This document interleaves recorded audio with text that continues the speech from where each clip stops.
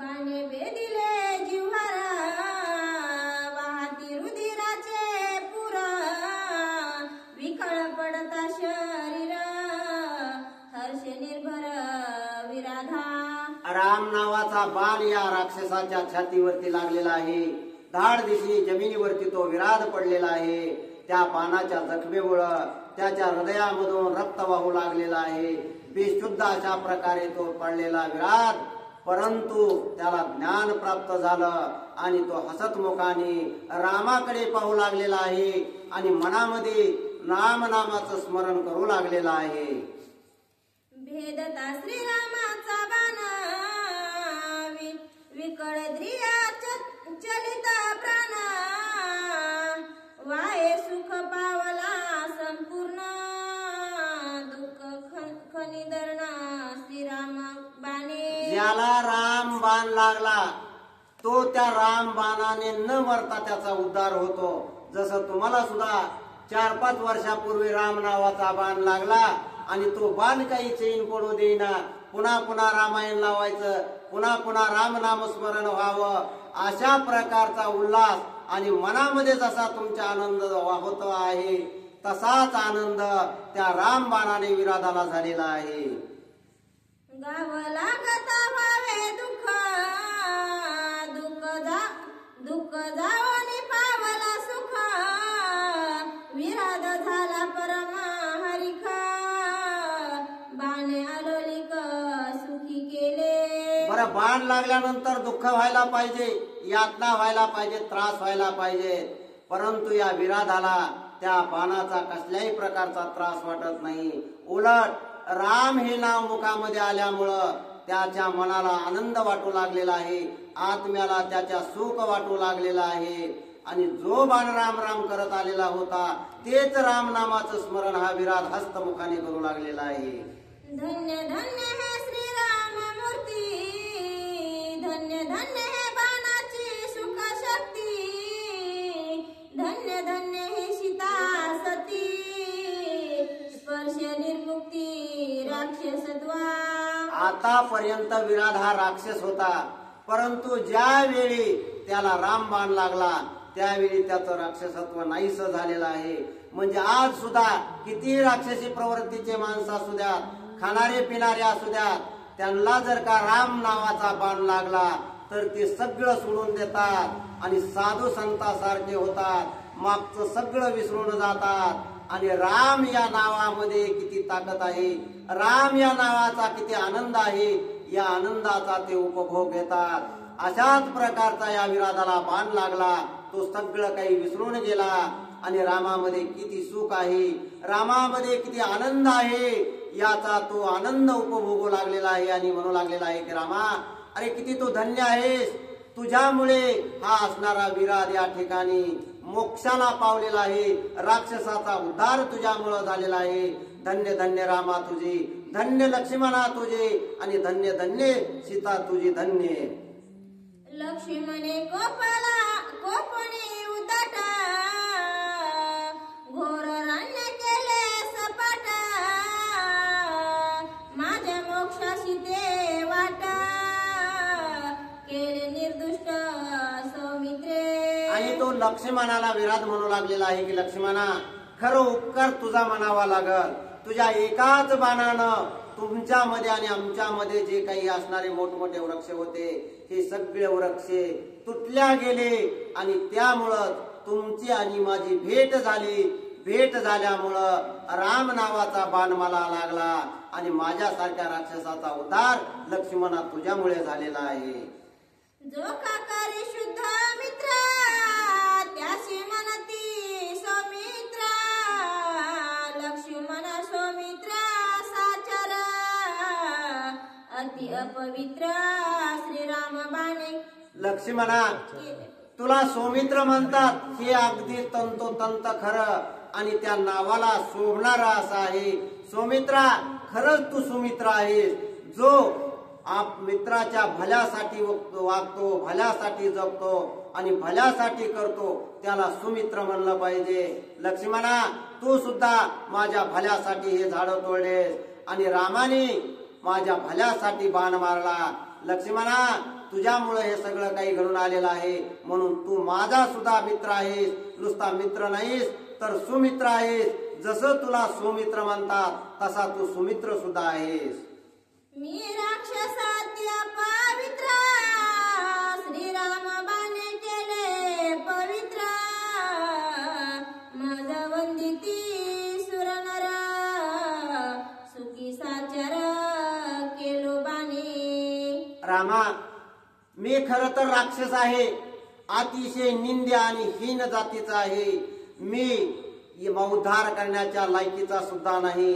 परंतु रामा, तुमची माझ्यावरती कृपा झाली आणि तुमच्या कृपेमुळं, तुमच्या बाणामुळं माझा उद्धार झाला. मला मोक्षाची प्राप्ती झालेली आहे. त्यामुळं देव सुद्धा माझ्या दर्शनाला येतील. आणि एवढं मोठं कार्य रामा तुमच्या हातून घडलेलं आहे. याचा मला राग न येता, मी त्याचा द्वेष न करता, त्याचा मला आनंदच वाटत आहे. बाने कायचा सुख संभ्रमा, बाने सुख रूप श्रीरामा. बाने साभय श्रीरामा परमा, सुख संभ्रमा तेने मज. बाण लागल्यानंतर कुठं सुख वाटतं का किंवा आनंद होतो का? परंतु हा बाण कोणता आहे तर रामनामाचा बाण आहे. आणि ज्याला रामनामाचा बाण लागला तो मात्र मुक्त झाला, मोक्षाला पावला आणि त्याचा उद्धार झाला. असा रामनामाचा बाण या विराट नावाच्या राक्षसाला लागला आणि त्या रामनामाच्या बाणाने राक्षसाचा सुद्धा उद्धार झालेला आहे. शापे राक्षस तनु अधमा, त्या शापाचे करणी भस्म. श्रीरामे सुखी केले परमा, निजात्मधाम ठाकवया. हा विराट नावाचा राक्षस हा शापामुळे राक्षस झालेला होता. हा काही मूळचा राक्षस नाही. त्याला ऋषीचा शाप प्राप्त झाला आणि त्या शापानं याला राक्षसाचा देह प्राप्त झालेला होता. आणि अशा शाप असणाऱ्या ऋषी मुनींना किंवा देव दानवांचा उद्धार करण्यासाठी राम वनाला आलेला होता. आणि म्हणून रामाने या विराधाला बाण मारला आणि त्या राम बाणाने या विराट राक्षसाचा उद्धार झालेला आहे. जन्म मरणाचा महाधक्का, घ्यावे फोडीला निशेख. जिता मरता नाही दुःख, ऐशे निज सुख दिदले श्रीरामे. रामा, मला किती आनंद झालेला आहे, किती दुःख वाटू लागलेला आहे. माणसाला सगळ्यात जास्त प्रिय काय आहे तर फक्त जीव. पैसा नाही, नातं नाही, फक्त जीव प्यारा आहे. जीवासारखी भीती कशाचीच वाटत नाही. प्रत्येकाला वाटतं आपण मरतो की काय, म्हणून मनुष्य घाबरतो. परंतु या राक्षसाला मारण्यासाठीच बाण लागलेला आहे. म्हणजे त्या बाणामुळे या विराधाचा मृत्यू झालेला आहे. परंतु हा राक्षस काय म्हणतो की त्या मृत्यूची मला भीती नाही, कारण माझा आता उद्धार झालेला आहे. ज्याला जन्मल्यापासून वाटतं की एक न एक दिवस मी मरणार आहे, त्याचा काळ अतिशय आनंदामध्ये जातो. कारण तो जित्यापणीच मेलेला असतो. तो पुढची कशाची आशा करीत नाही, अपेक्षा करीत नाही. कधीही त्याला माहिती की आपल्याला आज तरी मरायचं आणि उद्याही मरायचं. तो कसल्याच प्रकारची आशा करत नाही. त्यामुळे त्याच्या माग संकटही येत नाही आणि त्याला मरणाचीही भीती वाटत नाही. ज्याला वाटतंय मी आज जरी मेलो तरी माझ्या वाचून कुणाचं काही राहत नाही, त्याचा मात्र जिवंतपणे असतानाच मृत्यू झालेला आहे. आणि जिवंतपणी ज्यानं मृत्यू पाहिलेला आहे त्याला मात्र मृत्यूची भीती वाटत नाही. म्हणून हा विराज म्हणू लागलेला आहे की रामा, मृत्यूमुळे माझा उद्धार झालेला आहे, मी मोक्षाला पावलेलो आहे. त्यामुळे मला आनंद वाटू लागलेला आहे. कैचा शाप तू येथे कोणा, ऐसा श्रीरामे कुशिला प्रश्न. तेही विषयाचे निरूपण, समूळ कथन वधारी. रामा, तुझा उपकारच म्हणावा लागेल. अरे, ज्या शापामुळे मला हा राक्षस देह प्राप्त झालेला होता, तो देह तुझ्या बाणामुळे नाहीसा झालेला आहे. त्यावेळी रामाने विचारलं की तुला कुठला शाप मिळाला होता आणि कोणत्या शापामुळे तू राक्षस झालेला होतास. अशा प्रकारे रामाने विचारल्यानंतर विराट त्याच्या शापाची कथा सांगू लागलेला आहे.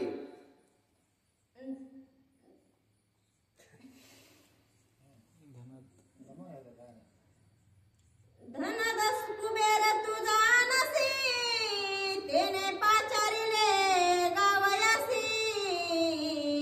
मी तुंबुर आसक्त रंभेसी, मद्यपनेसी उत्पत्त.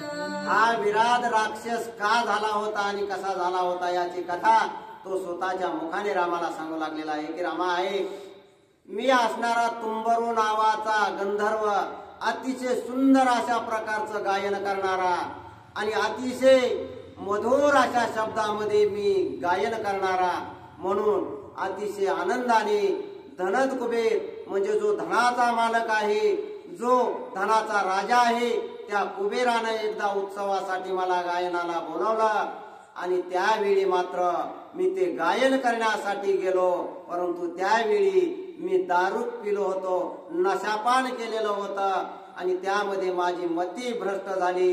आणि त्याच कार्यक्रमामध्ये रंभा नावाची अप्सरा माझ्या गायनासोबत त्या ठिकाणी नाच करण्यासाठी आली होती. मी धुंदीत असल्यामुळे, मस्तीत असल्यामुळे माझं भान हरवलं आणि त्या नाचत असणाऱ्या रंभेचा हात मी धरलेला आहे.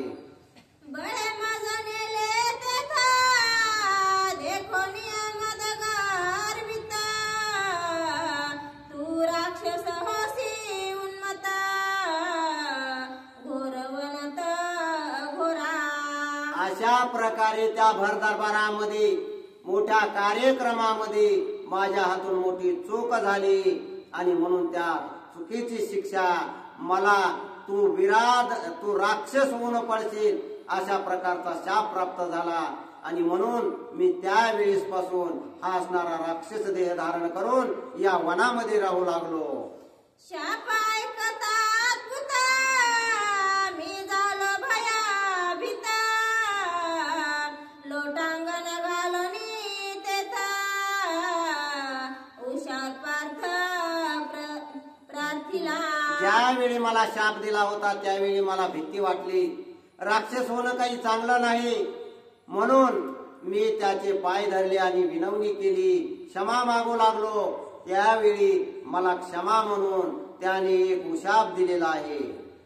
श्रीराम सीता लक्ष्मण वनवास जाता जाना.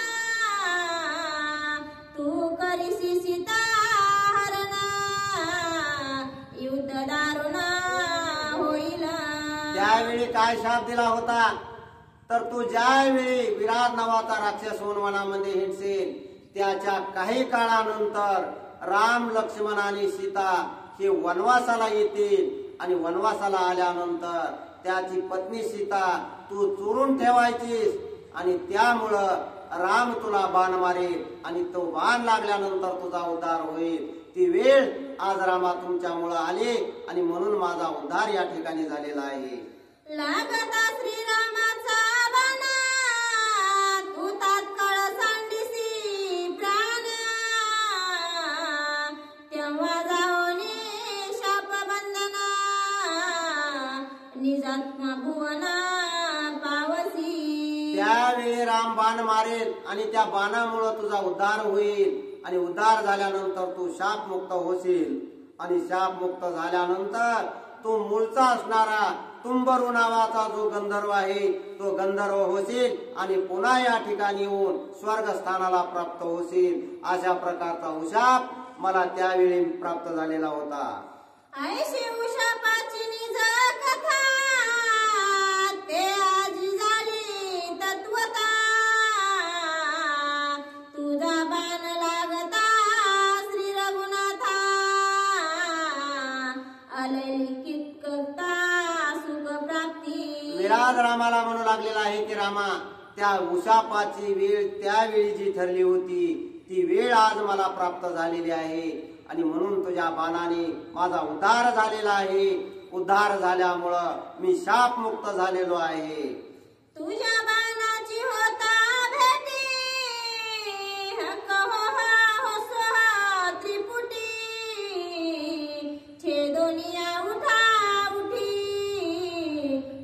स्कंद पुष्टी सुखी केले.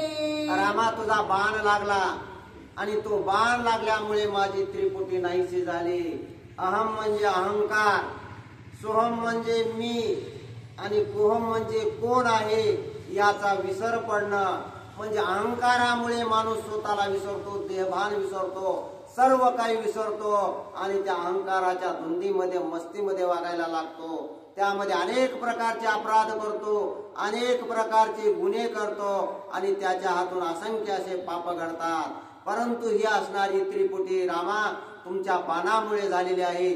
म्हणजे माझा आता अहंकारही नाहीसा झालेला आहे. मी कोण आहे याचं मला भान राहिलेलं नव्हतं, ते सुद्धा भान मला आता आलेलं आहे. आणि मी मूळचा असणारा तुंबरू नावाचा गंधर्व आहे हे मला समजलेलं आहे. त्यामुळे त्या त्रिपुटीचा नाश रामबाणामुळे झालेला आहे. लागताची तुझा निज बाणा, माझे निवटले जन्म मरण. शाप बापुडे ते कोण, सुख संपूर्ण पावलो. विराट नावाचा राक्षस रामाला म्हणू लागलेला आहे की रामा, ज्याला राम बाण लागला त्याला कसल्याही प्रकारचा शाप बाधत नाही, किंवा तो शापित असला तरी त्याचा उद्धार झाल्याशिवाय राहत नाही. मग राम बाण जर ज्याला लागलेला आहे, ज्याच्या हृदयामध्ये राम नामाचं स्मरण आहे, त्याला कसल्याही प्रकारची बाधा होत नाही, कुठल्याही प्रकारचं त्याला दुःख त्रास देत नाही, किंवा कसलंही संकट त्याच्यावरती या राम नामाने सहज मात करता येते. जे झाली सुख प्राप्ती, त्याशी कधी नव्हे विकृती. कल्पती नव्हेची चुक्ती, ऐशी सुख प्राप्ती श्रीराम बाणे. राम बाणाची एक अशा प्रकारचे फार मोठी ख्याती आहे की एकदा का तो राम नावाचा बाण लागला की त्या बाणाने दुःख न होता आनंद होतो आणि मनामध्ये समाधान प्राप्त होतं. तर ते समाधान थोडं तिरकं नाही, क्षणाचं नाही, घंट्याचं नाही किंवा दिवसाचं नाही, असंख्य हजारो अशा वर्षानुवर्षाचं ते आनंद आहे, ते समाधान आहे. कितीतरी युग गेले तरी ते राम नामाचं जे काही समाधान आहे, राम नामाचं जे काही सुख आहे ते कधीही संपत नाही. माझा उशापे गंधर्व प्राप्ती, गंधर्व देही करिता वस्ती. मज बाधेना देह अंकृती, ऐशी नित्य मुक्ती श्रीराम बाणे. रामा आता तुझा बाण लागल्यामुळे मी मुक्त झालेलो आहे, माझा उद्धार झालेला आहे, हे मात्र खरं आहे. परंतु आता जरी माझा उद्धार झालेला असला आणि जरी मी मूळ पदाला म्हणजे तुंबरू गंधर्वाच्या पदाला जरी गेलो असलो, किंवा तो जरी देह मला प्राप्त झाला, तरी हा राम नामाचा लागलेला बाण मात्र त्या देहामध्ये सुद्धा मला तुझा विसर पडणार नाही. आणि सतत मी राम नाम स्मरण करेन आणि त्या तुंबरू देहामध्ये सुद्धा माझा उद्धार करून घेईन. प्रभू रामचंद्र भगवान की जय.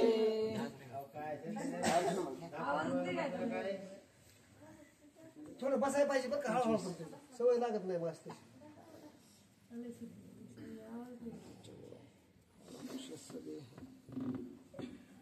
प्रभू रामचंद्र भगवान की जय. तू बस की झालं की एकदा बस बस बस जाऊ दे, काय होत नाही. जाऊ दे बसा.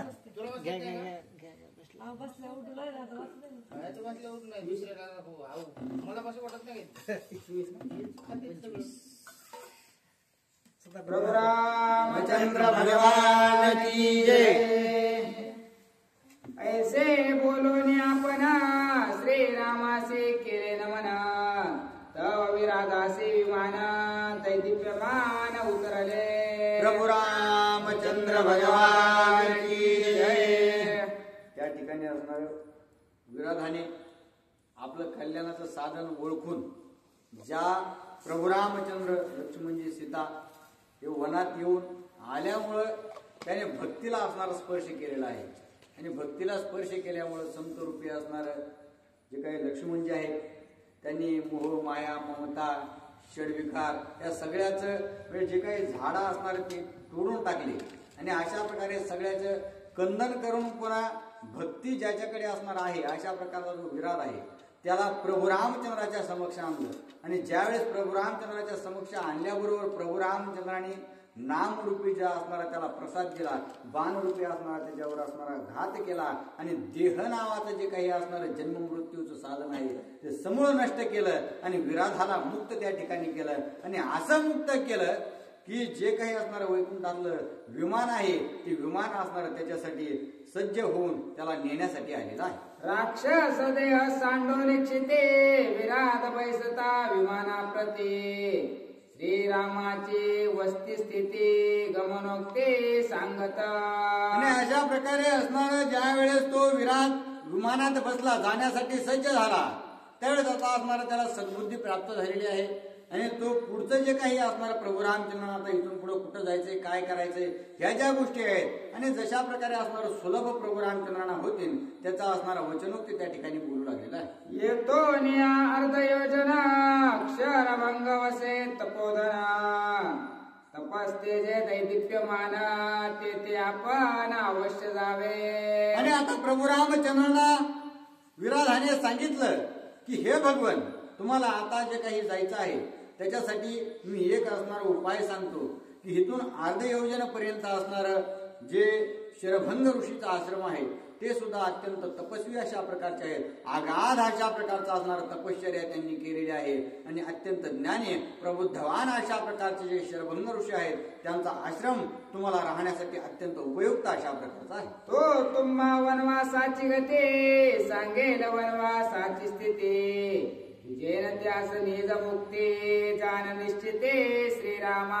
आणि हे प्रभू रामचंद्र तुम्ही जर त्यांच्या पाशी गेलात तर त्यांचं असणारं ज्ञान प्रबोधन अत्यंत आगाध असल्या कारणानं तुम्हाला इथून पुढे असणारं कुठं राहायला पाहिजे किंवा असणारं कोणत्या वाटेने त्या ठिकाणी जायला पाहिजे क्रमण असणारं कशा प्रकारे करायला पाहिजे पुढील वनवासाची जी काही असणारी स्थिती गती आहे तुम्ही कशा प्रकारे अनुक्रमित करावी हा जो सर्व ज्ञानगर्भ आहे तो तुम्हाला असणारं दान करण्याचं प्रदान करण्याचं कार्य जे आहे आणि तुम्हाला त्या ठिकाणी सर्वतोपरी उपलब्ध करून देण्याचं कार्य शरभंग ऋषी करतील.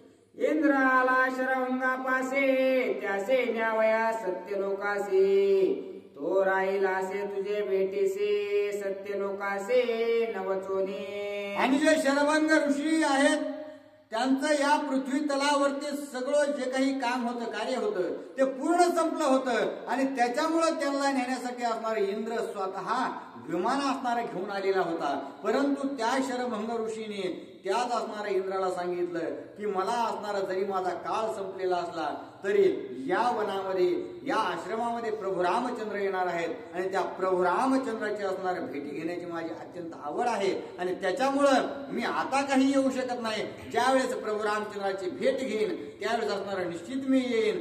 म्हणून असणारे हे प्रभू रामचंद्रा तुमच्यासाठी शरभंग ऋषी त्या ठिकाणी थांबलेले आहेत तुमची असणारी आस लावून आहेत म्हणून त्यांची निश्चित तुम्ही भेट घ्यावी अशा प्रकारे असणाऱ्या विराधाने प्रभू रामचंद्रांना सांगितलेलं. श्रीराम दंडकारण्याला तिने विराध मारिला तुझा प्रताप जाणून भला असे राहिला भेटीसे. आणि अशा प्रकारे प्रभू रामचंद्र आता या वनामध्ये आलेले आहेत आणि या वनामध्ये येऊन जो काही विराध महाकाय राक्षस आहे त्याला असणारं मारण्याचं कार्य प्रभू रामचंद्राने केलेलं आहे आणि आता त्याला मारल्यानंतर निश्चितच प्रभू रामचंद्र माझ्या आश्रमाला येतील आणि मला भेट देतील या आशेने ते तग धरून राहिलेले आहेत आणि त्यामुळे तुम्ही निश्चित त्यांची भेट घ्यावी असं असणारं त्या ठिकाणी विराधाने सांगितलं. श्रीरामाच्या भेटी पुढे सत्य लोक ते बापुडे ऐसे ज्ञान त्यासी धडपुडे भेटीचे चाडे तिष्ठत. आणि असं असणार प्रभू रामचंद्रापेक्षा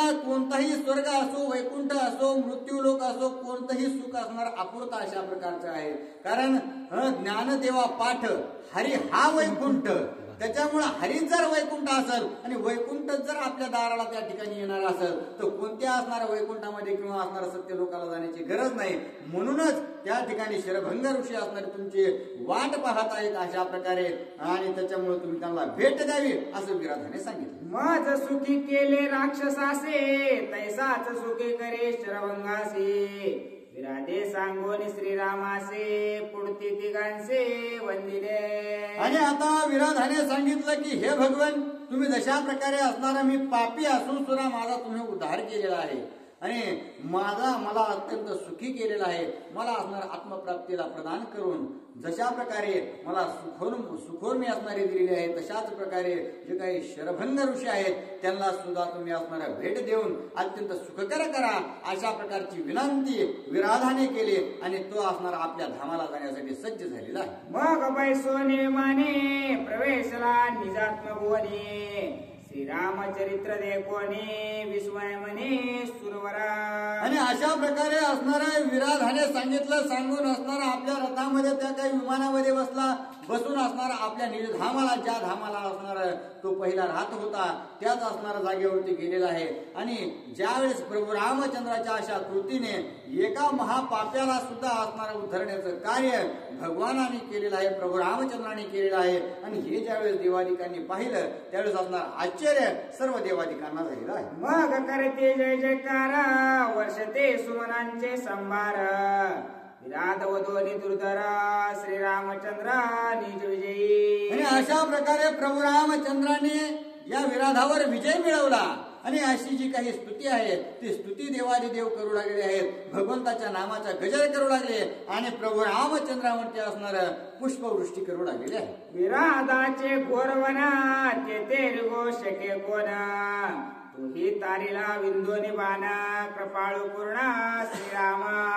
आणि जे काही विराधाचं वन होतं ते अत्यंत भयंकर घोर अशा प्रकारचं वन होतं. त्यामध्ये असणार कुणीही जाण्याची हिंमत करत ज्या ठिकाणी असणार वाघ सिंह असणार कोले हे जर व्याघ्र पशु राहू शकत नाही तर आपल्यासारखे जीव कसे असणार त्या ठिकाणी राहतील. परंतु तशा असणाऱ्या घोर वनात जाऊन प्रभू रामचंद्राने त्या विराधाला असणार मुक्ती प्रदान करण्याचं कार्य केलं. हे जे कार्य आहे ते अनुपम्य अशा प्रकारचं आहे आणि अशा कार्यामुळं सर्व जे काही देवादिदेव आहेत भगवंताचं वर्णन आणि गुणगान करू लागलेले आहे. एका जनार्दना शरणा झाले विराध उद्धारण.